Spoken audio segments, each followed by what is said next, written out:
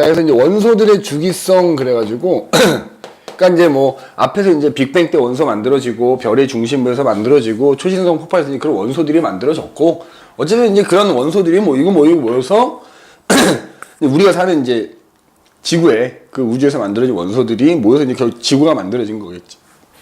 그래서 이제 그 우리 지구에 존재하는 원소들이 있단 말이에요. 물론 이제 지금까지는 주기율표 좀 이따 나오겠지만 원자 번호 붙여갖고 92번까지 이제 지구에서 발견되는 원소들이란 말이야. 근데 일단 뭐 그게 한 번에 다 발견된 건 아니겠지.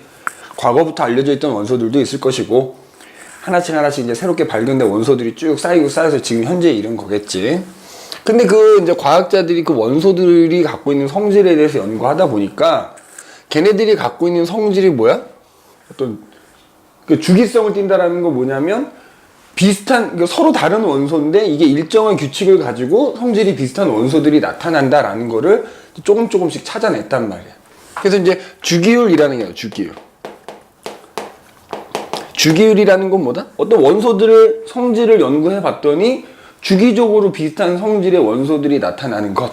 이걸 우리가 뭐라 그래? 주기율이라고 하는 거고, 그런 비슷한 성질의 원소들을 이렇게 차례대로 잘 모아서 표로 만든 게 주기율 표다. 뭐 이렇게 생각을 하면 되겠지. 그래서 이제 현재 우리가 쓰는 주기율표가 이제 만들어지기 이전에 어쨌든 이 과학자들이 주기율이라는 거, 원소들이 갖고 있는 성질. 근데 얘네들이 비슷한 성질을 갖는 서로 다른 원소들이 이렇게 규칙적으로 발견이 되는 거 조금씩 연구를 해왔겠지. 그래서 거기 책에 보면은 이제 그 주기율에 대해서 연구한 대표적인 학자들 몇 명이 나와 있는데, 예를 들어서 뭐 여러 가지 데베라이너라는 사람이 있어. 데베라이너, 그지? 자, 이 사람이 이제 그 원소들에 대해서 쭉 연구를 하는데, 참고로 이제 이 사람의 주장을 뭐라고 부르냐면 새쌍원소설. 그러니까 무슨 얘기냐면 새쌍 말 그대로 원소들에 대해서 연구하다 보니까 성질이 비슷한 애들이 꼭 새쌍씩 이렇게 나타나더라 이거지. 자, 대표적인 거 하나만 적어보자면 리튬이라는 애가 있고 나트륨이라는 애가 있고 칼륨이라는 애가 있었어. 근데 보니까 리튬이라는 녀석에게서 나타나는 성질하고 칼륨에게서 나타나는 성질이 비슷한데 그 와중에 나트륨은 걔네들이 한 중간 정도 성질을 갖더라는 거야. 게다가 이 원소들의 원자량이라는 게 있을 텐데, 이제 원자량 순을 쭉 놓은 거지, 이렇게. 지금 이 순서가 원자량 순이거든. 그래서,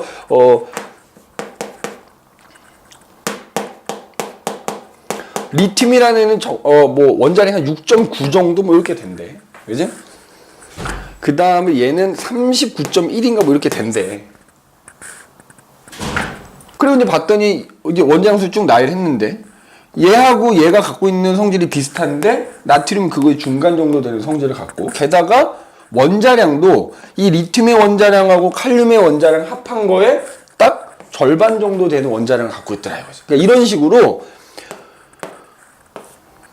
서로 성질이 유사하거나 어떤 뭐 질량 사이 관계가 있는 애들이 이렇게 세 쌍씩 나타나더라. 그래서 그거를 세쌍 얘가 한 23.1인가 23점 정도 돼. 이런 식으로 있더라는 거지. 뭐 하나 더 쓰자면 뭐 칼슘이라는 애가 있고 바륨이라는 애가 있거든. 그럼 얘도 똑같아.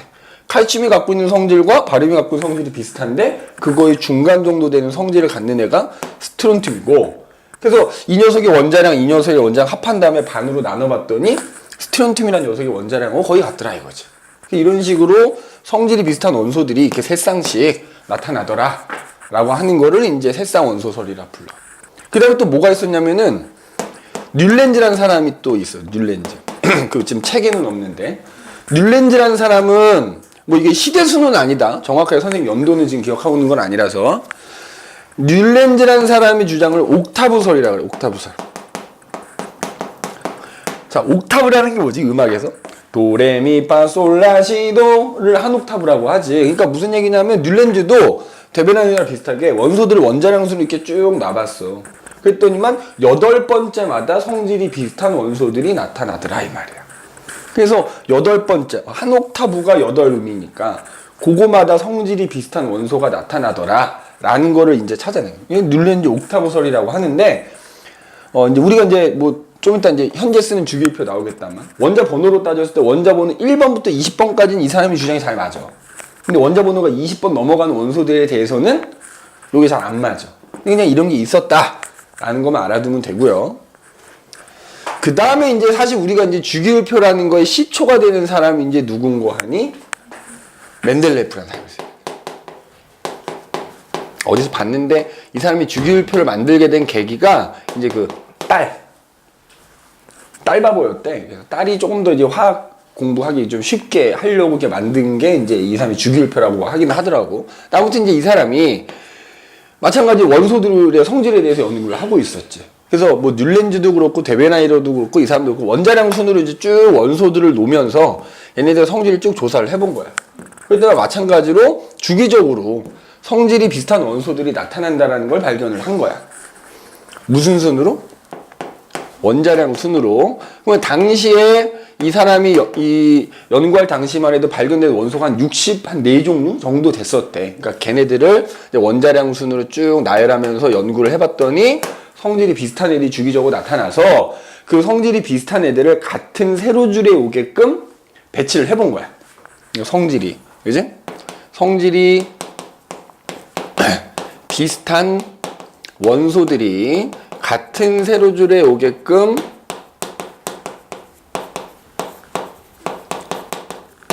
배치를 해서 이제 표를 만든 거지.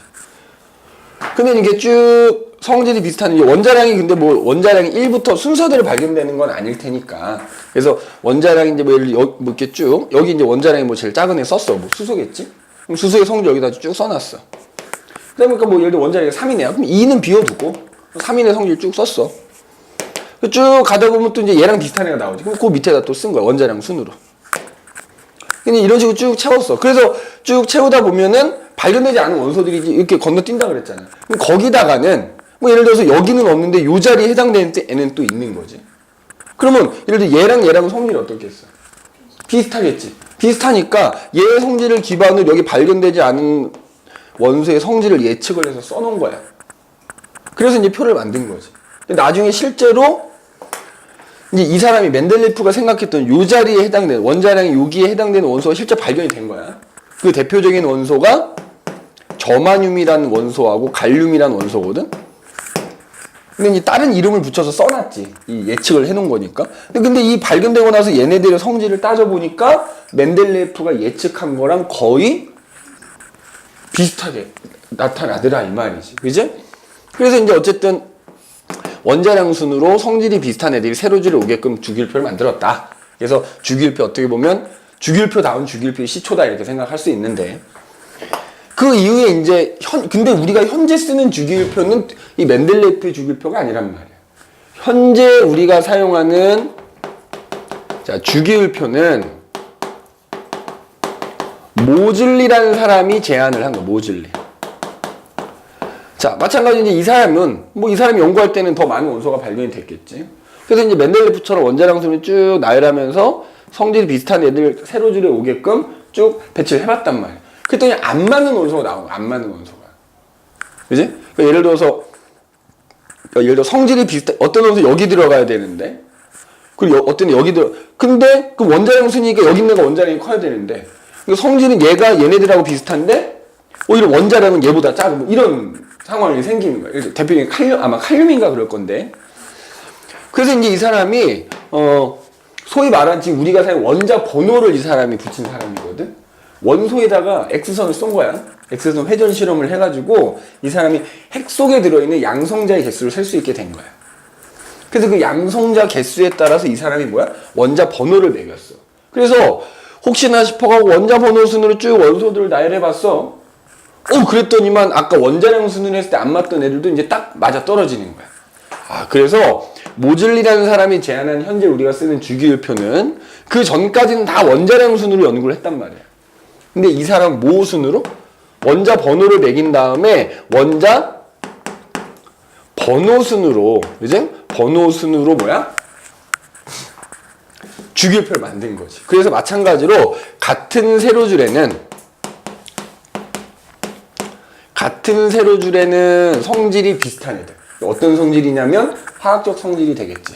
그래서 화학적 성질이 그 원소들의 화학적 성질이 비슷한 원소들이 같은 세로줄에 오게끔 배치를 하고 그 세로줄을 족이라고 이름을 붙였어. 족.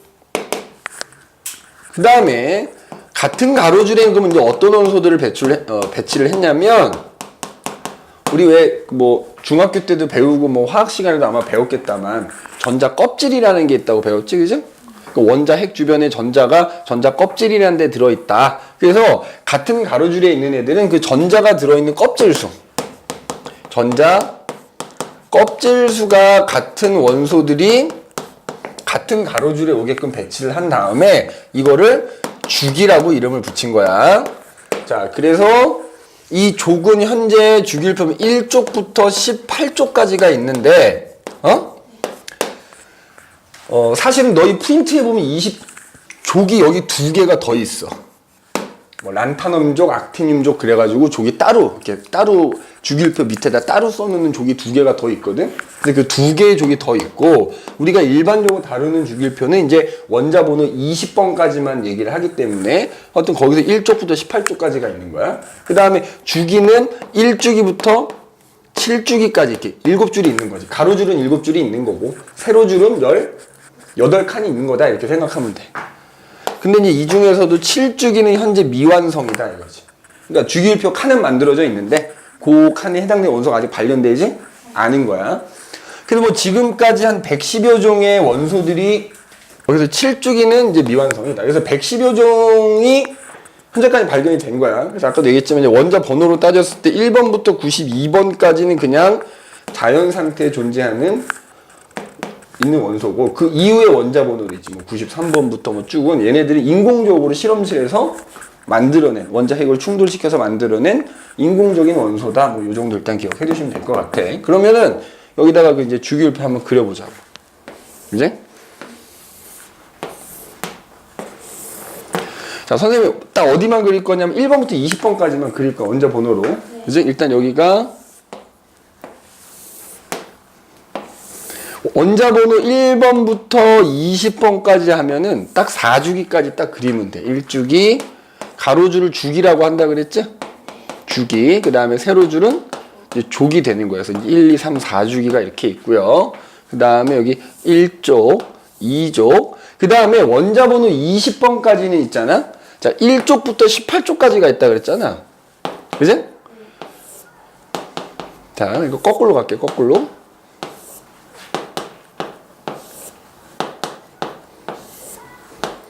자, 3족부터 12족에 해당되는 원소가 없어. 어디까지는? 1주기부터 3주기까지는 여기에 해당되는 원소가 없는 거야. 근데 4주기부터는 여기 있어. 있는데 이제 여기까지만 딱 선생님이 표시하겠다 이거지. 자, 그래서 원자 번호 순으로 써볼게. 자, 이거 다 외우고 있지? 수, 뭐 해, 리, 배, 붕, 단, 질, 산, 풀, 내, 그지? 나, 마, 알, 규, 인, 황, 염, 아르곤, 칼륨, 칼슘까지 하면은 딱 이제 원자 번호 20번이 된 거야. 그지? 뭐 여기다가 원자 번호는 따로 쓰지는 않겠다면 이런 식으로 이제 표시를 해주면 되겠지? 3, 4, 5, 6, 7, 8, 9, 10, 그 다음에 11, 12, 13, 14, 16, 17, 18, 자, 19, 20. 선생님 봐서 이 시험을 봤는데 이게 원자 번호를 몰라서 틀렸다 그러면 원자 번호 외우는 시험 따로 볼 거야. 그러니까 꼭 이건 기억을 해둘 수 있도록 하십시오. 자, 그래서 이제 이렇게 돼 있다고. 그래서 이제 아까도 얘기했듯이 이제 같은 세로줄에 있는 이렇게 성질이 비슷해. 근데 이제 1족의 경우에는 여기서 수소를 제외한 얘네가 이렇게 성질이 이제 비슷한 거예요. 이렇게. 그리고 2족 이렇게 성질이 서로 비슷한 거고 13족 이렇게 비슷한 거고 이렇게 이제 이렇게 다 성질이 서로 비슷한 거야. 참고로 미리 얘기하자면 여기 1쪽에 있는 애들 얘네들끼리 성질이 비슷하니까 이걸 묶어서 알칼리 금속이라고 부르고요. 그 다음에 나머지도 뭐 있어. 얘는 참고로 2족은 이제 알칼리 토금속 뭐 이렇게 부르긴 하는데 쭉 봐서 이제 요거만 또 17족만 또 이렇게 또 기억하면 돼. 그지? 그럼 얘네는 묶어서 할로젠 원소 이렇게 불러요. 할로젠 원소. 그 다음에 이 18쪽에 얘네들이 또 성질이 이렇게 비슷하거든? 그럼 또 얘네들 이제 묶어서, 자, 비활성 기체 뭐 이렇게 불러. 그지? 일단 요렇게 이제 부른다라는 거 기억해 두시면 됩니다. 그래서 이제 같은 세로줄에 있는 애들 화학적 성질이 비슷하다 이거지? 그 다음에 같은 가로줄에 있는 애들은 뭐가 같다고? 전자가 채워져 있는 껍질 숫자. 그러니까 무슨 얘기냐면 우리 원자핵이 이렇게 있으면 그 원자핵 주변에 전자들이 들어갈 수 있는 게 껍질이 있거든? 참고로 껍질도 이름이 있죠. K 껍질, L 껍질, M 껍질, N 껍질 뭐 이런 식으로 있단 말이야. 그러니까 만약에 전자가 첫 번째 껍질에만 채워져 있으면 걔는 일죽인 거지. 그래서 전자 K 껍질이라는 첫 번째 껍질에만 전자가 채워져 있는 애들, 얘네 둘인 거지. 참고로 그 또 껍질마다 전자가 들어갈 수 있는 수가 정해져 있지. 첫 번째 껍질에는 전자가 2개까지 들어갈 수 있고요. 자, 두 번째 껍질, 세 번째 껍질, 네 번 다 8개씩 들어간다 생각하면 돼. 실제로 들어갈 수 있는 개수는 더 많기는 한데 일단 8개 들어갈 때가 가장 안정하기 때문에 나머지 다 8개씩이라고 보면 됩니다. 그럼 이제 2주기 같은 경우에 전자가 K 껍질하고 L 껍질에 거쳐서 채워져 있다. 이렇게 보면 되고 3주기는 K 껍질, L 껍질, M 껍질, 까지 이제 전자가 채워져 있다는 얘기고 4주기는 K, L, M, N 껍질에 이렇게 전자가 채워져 들어있다. 이렇게 이제 생각해 주면 되는 거야. 그래서 같은 가로줄에 있는 애들은 전자가 들어있는 껍질 수가 같은 거다. 그지? 그 다음에 세로줄은 성질이 비슷하다며? 무슨 성질? 그럼 이 화학적 성질이 왜 비슷하냐를 생각을 해봐야 돼. 자, 예를 들어서 리튬하고 나트륨으로 이제 예를 들어서 설명을 하자면, 자, 리튬이라는 애는 원자 번호가 이제 3번이야, 그지? 자, 원자 번호가 곧 뭐라고? 이 원자가 가지고 있는 양성자 수를 의미한다고, 그지? 그러면은 양성자가 3개가 있는 거야. 그럼 얘는 원자들은 다 전기적으로 중성이기 때문에 양성자 수만큼 전자가 있는 거야. 이제 전자가 3개가 있어야 되잖아. 그럼 그 전자들이 껍질에 들어있는 거죠. 근데 첫 번째 껍질에는 전자가 2개밖에 안 들어있다며. 그지? 그럼 나머지 하나가 남지. 그 하나는 그 다음 껍질에 들어있게 되는 거죠. 이렇게. 여기 이제 하나가 이렇게 들어있을 거야. 맞지? 이게 리튬이라고 칠게. 그러니까 나머지도 다 똑같은 원리니까 요거만 얘기를 하자 이거야. 나트륨이라는 애가 있어. 자, 나트륨 지금 보면 여기 얘랑 성질 비슷하고 원자 보면 11번이지. 자, 그럼 나트륨이라는 애는 양성자가 11개야. 그러면 전자 11개 있어야 되지? 네. 그러면 일단 첫 번째 껍질에 전자가 2개. 그지? 두 번째 껍질에 이제 9개 남았는데 이 중에 8개가 여기 들어가는 거지. 그지? 8개까지밖에 못 들어간다 했으니까. 그리고도 하나가 남지. 그럼 그 남은 마지막 하나는 이제 세 번째 껍질 이렇게 들어있는 거지. 그래서 일단 얘는 전자가 들어있는 껍질이 2개니까는 2주기인 거고. 맞지? 얘는 총 11개의 전자가 껍질 3개에 걸쳐서 들어있으니까 전자가 들어있는 껍질 수가 3개니까 이제 3주기고 이렇게 되는 건데 중요한 얘랑 성질이 왜 비슷하냐. 그러려면 우리가 뭘 알아야 되냐면 최외곽 전자라는 걸 알아야 돼. 그러니까 최외곽 전자라는 게 뭐야? 전자가 이렇게 들어있지 껍질에. 그 중에서도 제일 마지막 껍질에 들어있는 전자 수야. 그게 최외곽 전자. 그 숫자를 최외곽 전자수라 그래. 그 다음에 혹은 원자가 전자라는 표현도 쓰거든. 자, 정의가 조금 다르기는 해. 최외곽 전자수는 단순히 제일 바깥쪽 껍질에 들어있는 전자의 수고요. 원자가 전자는 제일 바깥쪽 껍질에 들어있는 전자 중에 화학 반응이나 화학 결합에 참여할 수 있는 전자의 수거든. 근데 이렇게 생각하면 돼. 1쪽부터 17쪽까지의 사이에 있는 애들은 그 최외곽 전자수가 곧 원자가 전자수다 이렇게 생각하면 돼.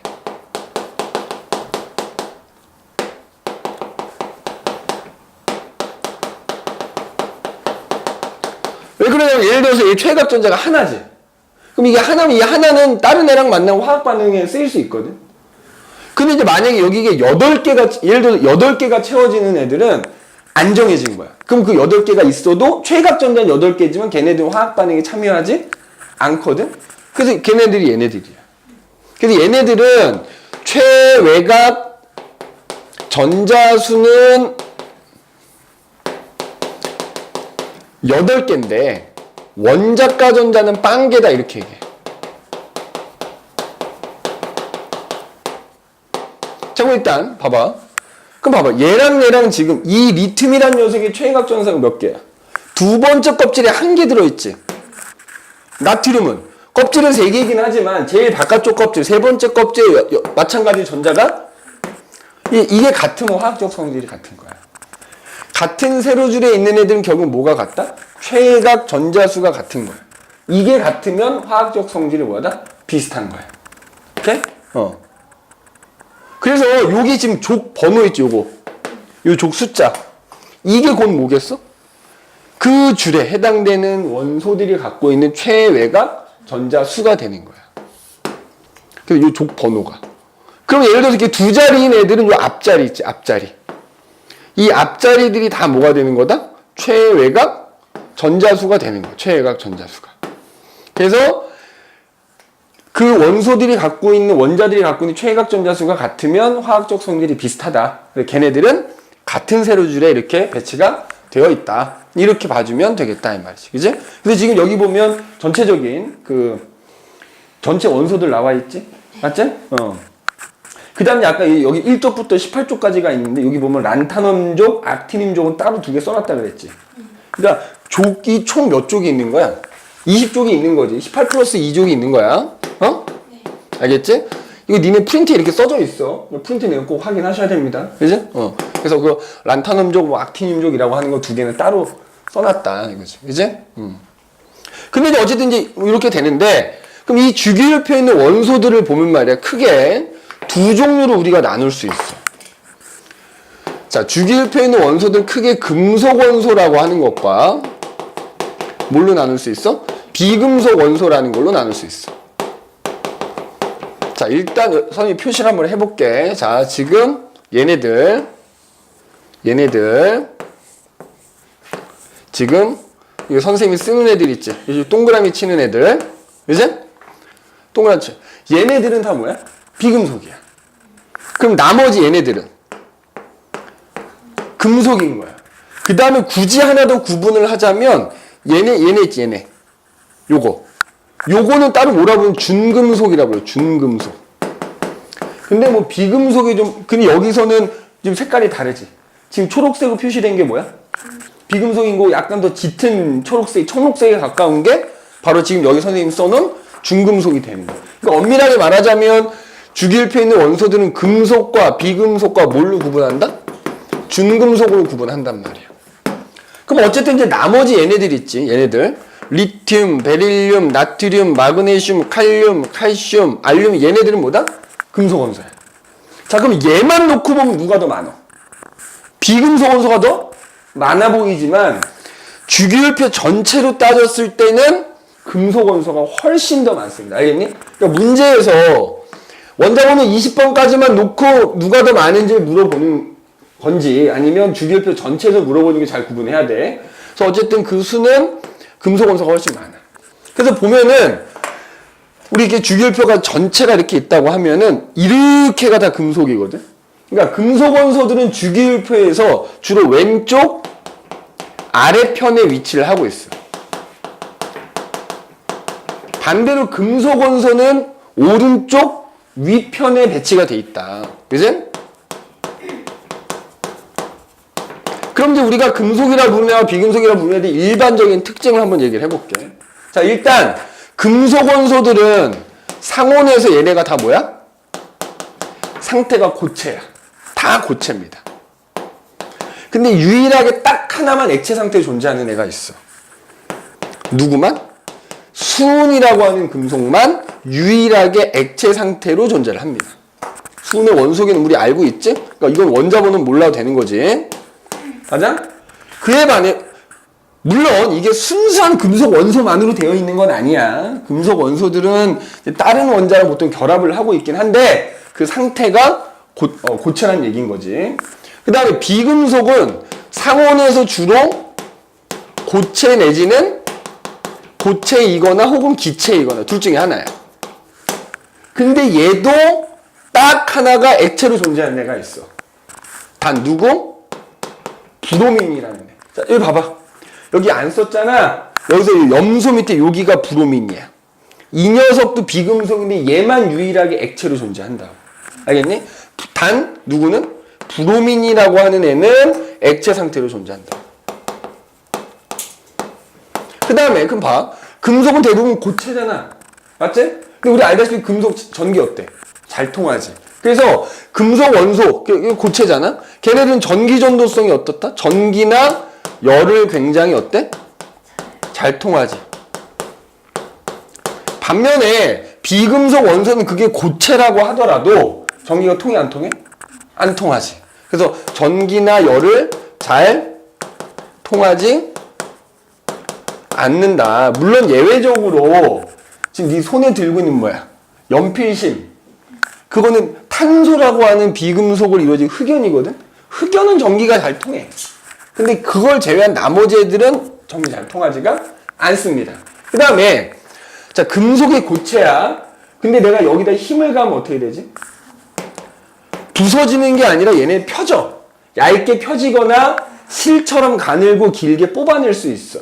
그래서 힘을 가하면 어떻게 된다? 얇게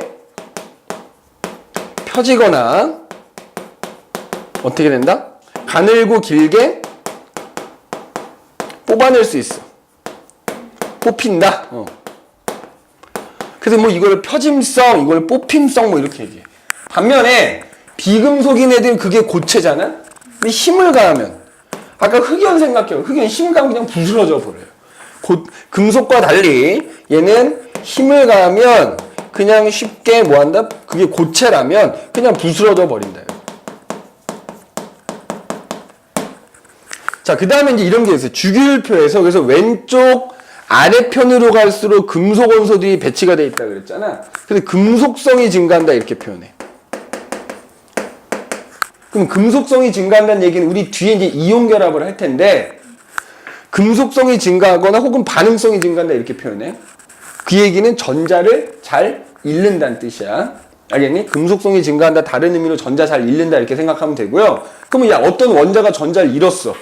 그럼 이온이 되는 거야. 무슨 이온이 돼? 양이온이 돼. 그래서 금속 원소들은 양이온, 전자를 잘 잃고요. 전자를 잘, 그러니까 양이온이 잘 된다. 이렇게 쓸게. 양이온이 잘 돼. 양이온이 잘 돼. 뭐 굳이 덧붙여 얘기하자면 그래서 여기 금속성이 증가한다. 그 다음에 양이온이 잘 된다. 양이온이 잘 된다는 얘기는 전자를 잘 잃는다 이런 뜻이고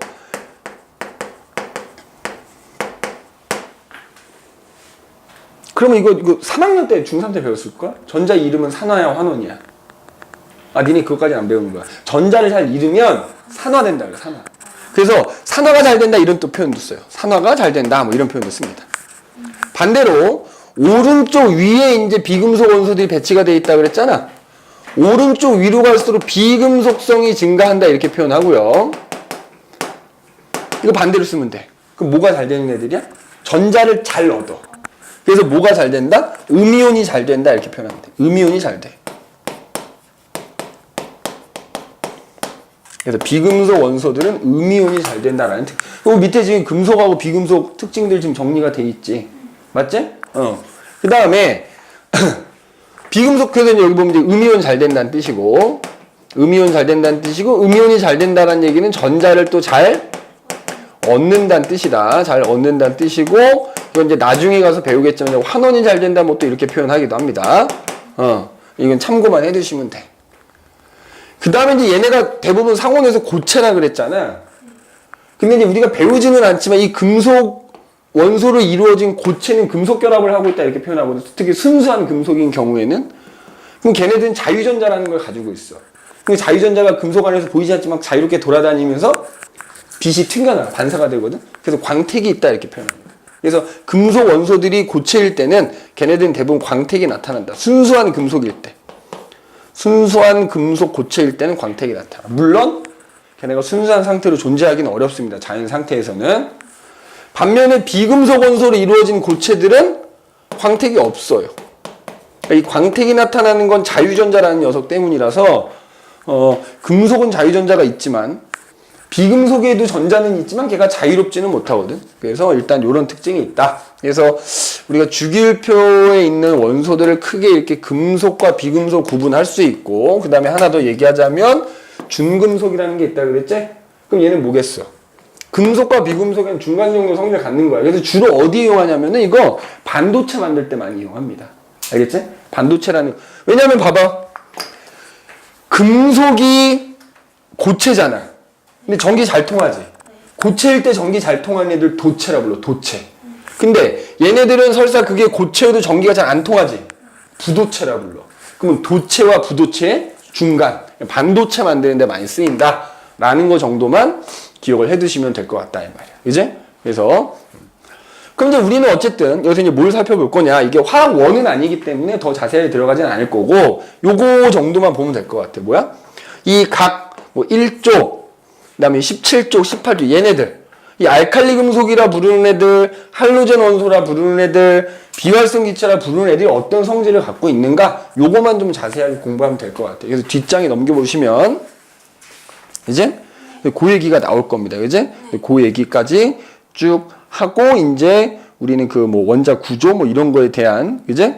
이것도 사실은 선생님 다 얘기한 거라서 지금 뭐 딱히 저거 하지 않아도 될 거긴 한데, 일단 순서대로 좀 나가 볼게. 그래서 일단 그럼 쟤네들이 어떤 성질을 갖고 있는가? 응? 자, 어떤 성질을 갖고 있는가? 자, 그래서 1쪽에 있는 애들 알칼리 금속 이렇게 얘기해. 그지? 알칼리 금속이라 부르는 애들. 자, 족으로는 몇 쪽이다?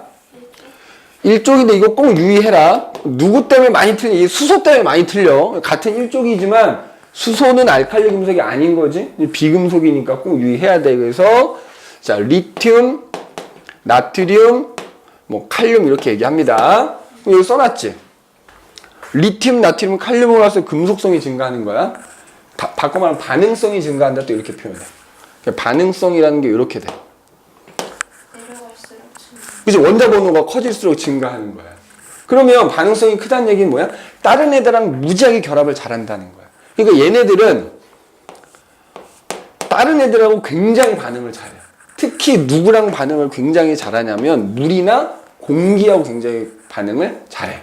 예를 들어서 공기랑 반응해. 특히 공기 중에 있는 누구랑? 산소랑 겁나 반응 잘하는 거야. 그러면 자, 요거 화학 반응식 쓸 줄 알아야 돼. 리튬이라는 애가, 그지? 공기 중에 있는 산소를 만나는 거지. 그럼 반응해가지고 자, 산화물이라는 게 만들어져. 산화물이라는 건 뭐야? 어떤 특정 원소가 산소랑 결합해서 만들어진 물질을 산화물이라 하거든. 그래서 리튬이라는 애가 순수하게 리튬이라는 금속이 있는데 그걸 네가 공기 중에 꺼내놓지. 그럼 공기 중에 산소랑 만나서 결합을 해가지고 리튬이라는 게 이렇게 만들어져. 그지? 그래서 이렇게 쓰고, 이게 화학 반응식 쓰면 이렇게 되거든. 그러면 산화 리튬이라는 애가 만들어지면 어떻게 돼? 광택이 없어. 원래 이게 리튬이라는 게 금속이 딱 있을 거 아니야?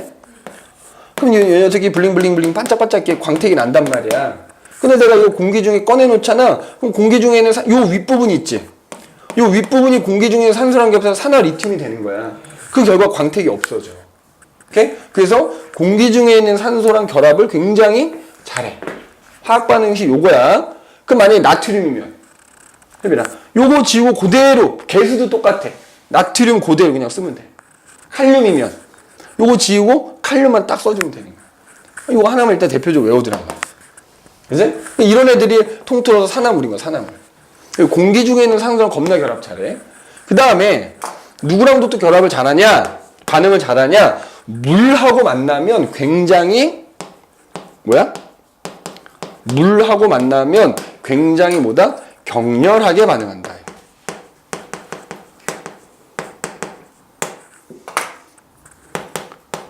그러니까 무슨 얘기냐면 봐봐. 네가 여기다 이제 비커에다 물을 하나 이렇게 딱 놨어. 보통 우리가 수업 시간에 말하는 물은 다 증류수다. 순수한 물이다. 거기다가 리튬이라는 금속 조각을 이렇게 집어넣어. 그럼 마치 물이 부글부글 끓듯이 끓어올라. 그리고 이거 없어져 있어.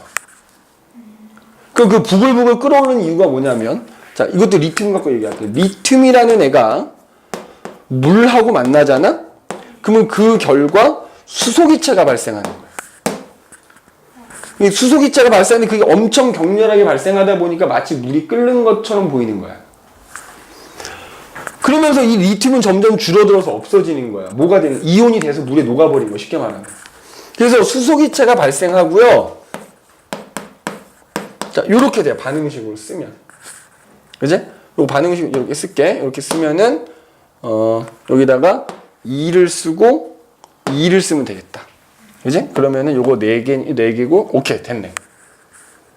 그러니까 봐봐. 물하고 만나서 격렬하게 수소기체가 발생을 하고, 그럼 빠져나갔어. 자, 수소기체가 빠져나가겠지? 그럼 이제 이거 없어졌다 그랬지? 그럼 이 안에는, 이건 순수물이 아닌 거야. 이 안에 누가 들어있어? 얘가 들어있는 거야. 그럼 뭐 들어있어? LiOH, 수산화이온이 들어있겠네? 그러니까 그 리튬이 다 반응하고 남은 이 수용액은 수산화이온 때문에 뭘 띄어? 염기성을 띄어. 염기성이 다른 말로 알칼리성인 거야. 그래서 얘네들이 알칼리 금속인 거야. 알겠니? 요 반응식 꼭 기억하라 그랬다. 요거 얘네 둘. 그럼 이것도 마찬가지로 여기다 봐봐. 리튬 대신에 나트륨 원소기만 바꿔 쓰면 되는 거야. 그럼 이게 나트륨이 들어가면 어떻게 돼? 자, 얘가 리튬 같은 경우에 수산화 리튬이 물속에 녹아있게 되는 거고, 나트륨이 들어가면 수산화 나트륨, 칼륨이 들어가면 수산화 칼륨 이렇게 남아있게 되는 거야. 그러니까 리튬이란 순수한 금속을 내가 어때야 돼? 공기랑도 만나면 안 되고 물하고도 보관을 굉장히 잘해야 되겠지. 근데 그냥 보관을 못해. 야, 그냥 병 안에다가 이렇게 리튬 넣어놓으면 되겠어? 그거 다 산소잖아. 그래서 얘는 기름에다 넣어서 보관해. 석유. 보관할 때 어디다 보관한다? 석유 속에다가. 보관 시 어디다가? 석유. 석유나 파라핀 같은 데다가 넣어서 보관해서 물하고 공기가 접촉하는 걸 막아줘야 돼. 그지? 자, 공기하고 접촉하면은 광택이 없어지면서 얘가 생기는 거라 그랬다. 알겠지? 근데 또 이제 특징이 뭐냐면 얘네들이 고체는 고체인데 굉장히 물러. 굉장히 무르다는 건 뭐야? 칼로 잘라져. 굉장히 물러서 이제 그냥 칼로 잘려. 금속인데 칼로 잘려. 그래서 그런 특징이 있다라는 거 제일 중요한 거. 하여튼 이 두 가지가 제일 중요하다. 그래서 수소기체가 발생하고 남은 수용액이 염기성을 띠기 때문에 얘가 알칼리 금속이다 이렇게 생각을 해주시면 되는 거지. 그지? 자, 그 다음에 굳이 하나 더 쓰자면 좀 이따 이제 여기 17쪽에서 나오겠다만 할로젠 원소하고 반응합니다. 할로젠 원소와 반응을 해서 염이라는 게 생겨요. 염이라는 게 만들어진다 라는 거 정도만 기억을 해두시면 될 것 같아요. 그지? 될 것 같다. 자, 그 다음에 이제 그 다음에 아까 2족은 참고로 뭐라 그랬지? 알칼리 토금속이라고 한다 그랬지? 알칼리 토금속이잖아. 성질이 거의 비슷해. 그러니까 굳이 따로 안 해도 된다. 그냥 얘가 얘다 이렇게 생각하면 되고 성질이 비슷하고. 그 다음에 이제 이게 1족이었잖아. 그지? 자, 그러면 필요한 거 다 적었니? 네. 그럼 이제 17쪽 얘기해 볼게. 17쪽. 자, 17쪽에 있는 애들은 할로젠 원소 이렇게 부르지. 그지? 할로젠 원소. 맞니? 자, 17쪽에 있는 원소들을 할로젠 원소 이렇게 부른다. 자, 그래서 원자번호로서 여기에 사실 또 뭐가 있냐면 브로민 밑에 아이오딘이라는 애도 있어. 근데 얘는 원자번호는 몰라도 요거 4개는 원소기호는 그냥 기억하는 게 좋아요. 그지? 그래서 플로린, 염소, 브로민. 이게 되게 웃겨. 봐. 이걸 이렇게까지 나올까 싶긴 한데 1쪽에서는 1로 갈수록 반응성이 커진다, 작아진다?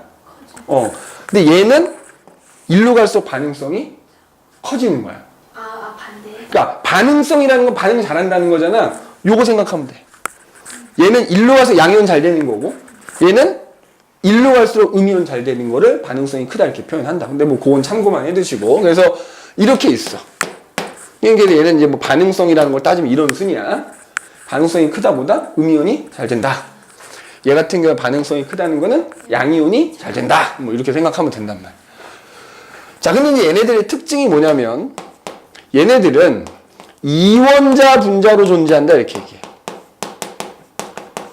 이원자 분자로 존재한다. 그럼 이게 뭘까? 이원자 분자라는 게. 분자라는 게 이제 원자들이 결합하는 거잖아. 지들끼리 두 개가 결합해. 그러니까 플루오린이라는 원자가 있으면 얘는 그냥 이렇게 원자 상태로 있는 게 아니라 플루오린 지들끼리 결합해서 분자를 만들어. 그럼 그런 분자로 이루어져 있다 이거지. 그래서 F2, Cl2, Br2, I2 이렇게 쓴다고. 이원자 분자들. 그런데 얘네가 그런 분자들이 모여서 이제 상태가 다른 거야. 예를 들어서 F2, Cl2는 기체야. 그러니까 이 F2와 Cl2가 모두 기체 상태로 존재를 하는 거야. 상온에서. 얘는 뭐라고? 액체 상태라 그랬지. 맞아? 그 다음에 I2는 고체 상태야. 얘네들은 기체. 그러니까 이런 분자들로 이루어져 있는데 그게 기체 상태고, 얘는 액체 상태인데 Br2라는 분자로 이루어져 있는 액체인 거고, I2는 그 I2라는 분자가 모두 현재 고체 상태로 존재한다 이거야. 고체. 그지? 색깔도 나온다? 그래서 얘는 약간 청록색. 그지? 얘는 약간 젓갈색. 얘는 보라색. 뭐 이렇게 나와. 색깔도 기억해두면 좋아. 얘는 청록. 얘는 젓갈색. 얘는 보라색. 뭐 이런 식으로. 노란색. 어디에? 누가 노란색이라고 돼 있어? 염소 분홍색? 어? 아, 근데 보통 염소 청록색으로 나오는데? 그러면 일단 책에 있는 걸로 기억을 합시다. 그지? 난 지금까지 계속 청록색으로 설명을 했는데, 아니면 니네 책을 한번 보면 되지. 가장 중요한 건 뭐다? 교과서로 보는 게 가장 중요하거든? 한번 확인 한번 해볼게. 자. 황록색, 그러니까 청록색에 가까운, 그러니까 녹색에 가까운 게 청록이 아니라 황록이다, 황록. 그지? 황록으로 기억하세요. 그지? 맞아, 황록이 맞는 것 같아. 약간 초록색 빛을 띠는 노란색이니까 황록색이 되겠지? 일단 이렇게 된대. 자, 그 다음에 이제 얘네들도 있잖아. 봐봐. 얘네들은 수소기체랑 반응해. 수소와 반응을 해가지고, 할로젠화 수소라는 게 만들어져. 할로젠화 수소. 그럼 봐봐. 이것도 반응식 쓰는 거야. 수소기체하고, 예를 들어서 플루오린, 분자, 반응하는 거야. 그러면 EHF라는 애가 생기지.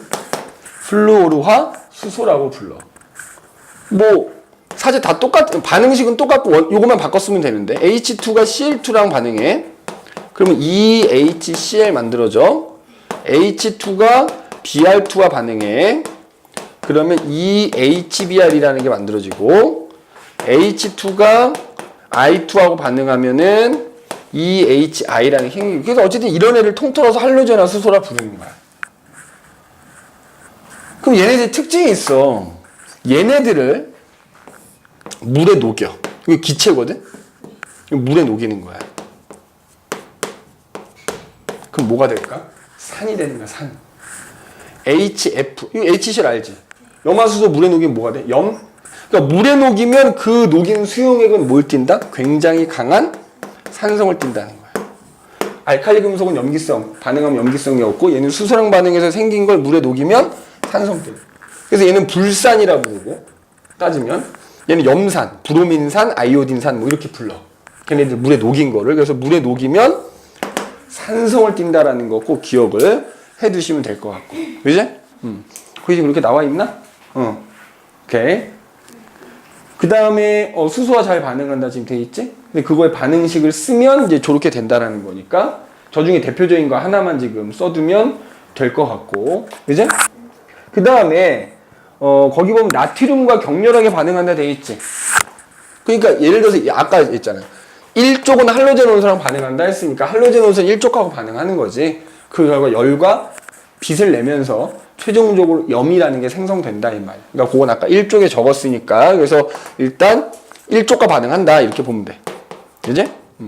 근데 이제 그 중에서도 콕 집어서 이제 나트륨이라고 나와 있으니까 1쪽과 반응을 하면서 빛과 열이 나는 거고, 그지?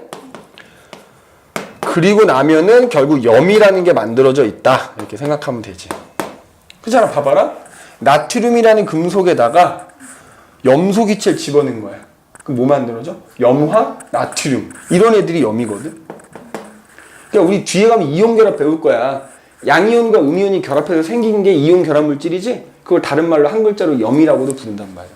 그러니까 결국 나트륨하고 얘하고 만나면 이온 결합해서 염화 나트륨이란 염이 생긴다 이런 뜻인 거야. 그래서 그것도 기억을 해두시면 되겠다. 그래서 할로젠 원소는 이제 이런 특징을 가지고 있다. 자, 이렇게 이제 봐주시면 될 것 같고.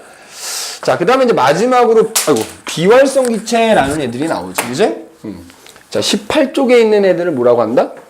비활성 기체라고 한다. 그지?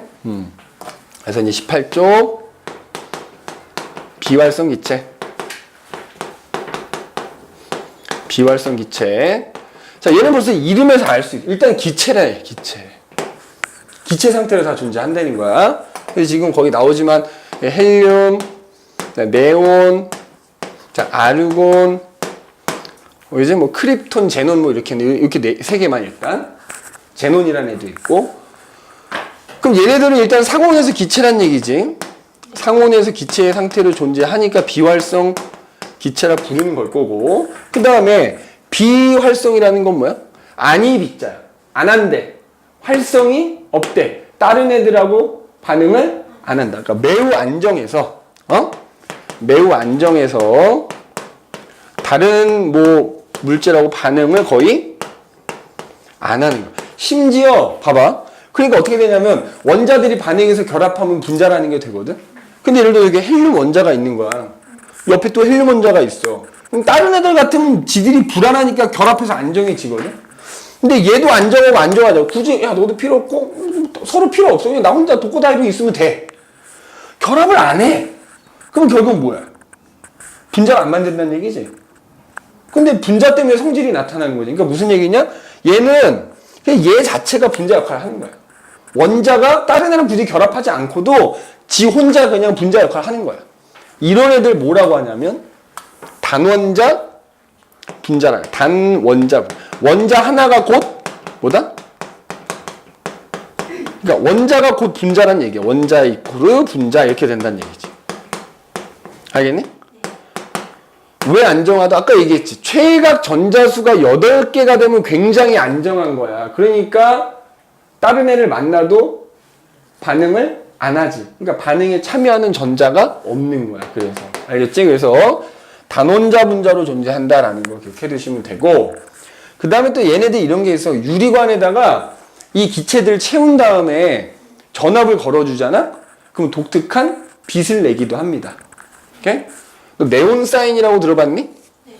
예를 들어서 여기 진공 유리관에다가 네온이라는 기체 이렇게 채워놔. 그 다음에 전압을 걸어줘. 그래서 반짝반짝 빛나. 그거 이용해서 그냥 광고 간판 같은 거 만들고 했던 거야, 옛날에는. 지금은 이제 뭐 환경 오염이나 이런 전기 사용이 너무 많다 보니까 다른 걸로 이제 대체를 하고 있다만, 그래서 이제 어떤 가열하거나 전압을 걸어주면, 그지?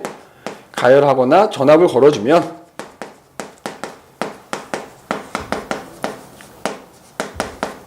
유리관에 넣고 걸어주, 그러니까 방전관이라고 하지. 방전관, 고유한 어떤 색깔에 빛이 난다.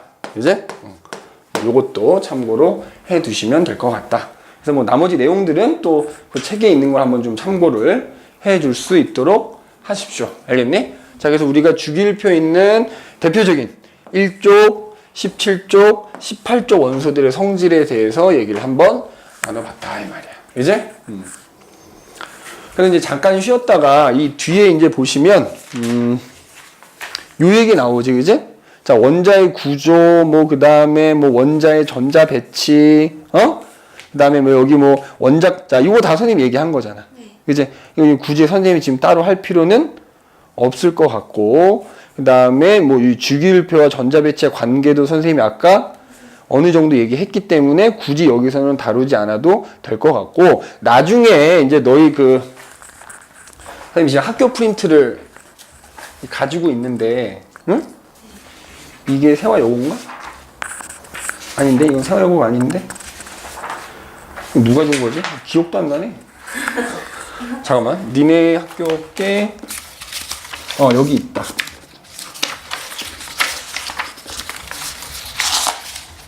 회화요법부가 여기 있거든.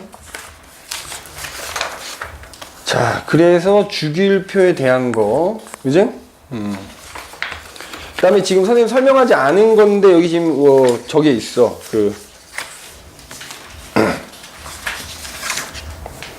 뭐, 원소함, 이거 사실 중학교 때 한 거라서 내가 지금 설명은 안 했는데, 지금, 뭐, 프린트를 더 이상 주지는 않았구나, 아직. 그래서, 그 나중에 프린트 내용을 좀 참고해서, 그 원자가 전자나 이런 거에 대해서 좀 자세하게 설명을 했다 그러면 그때 좀 추가로 더 설명을 하는 걸로 하고, 일반적인 내용은 그러니까 지금 그 뒤에 있는 건 선생님이 지금 굳이 설명하지 않아도 너희가 아마 푸는 데는 크게 문제는 뭐 이런 거에 대해서 나오면 그건 나중에 문제 풀이할 때 선생님이 알려주도록 할 테니까, 그지? 그래서 나머지는 큰 그거는 없을 것 같아.